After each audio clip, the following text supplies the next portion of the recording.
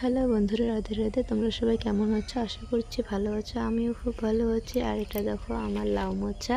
লাউ গাছগুলো বেশ বড় হয়েছে, সেখান থেকে একটা আগা কেটে নিব, মূল আগাটা, তাহলে বাকি যে আগাগুলো আছে তাড়াতাড়ি বড় হবে। আর এখানে একটা কুমড়ো গাছও উঠেছে এমনি এমনি।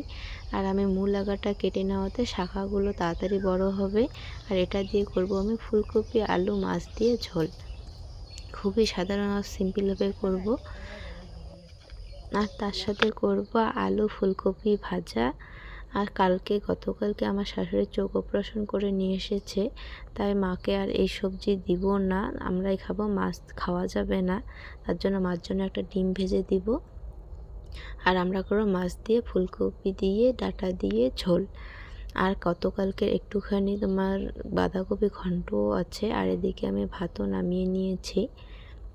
বসিয়ে দেবো সবজি।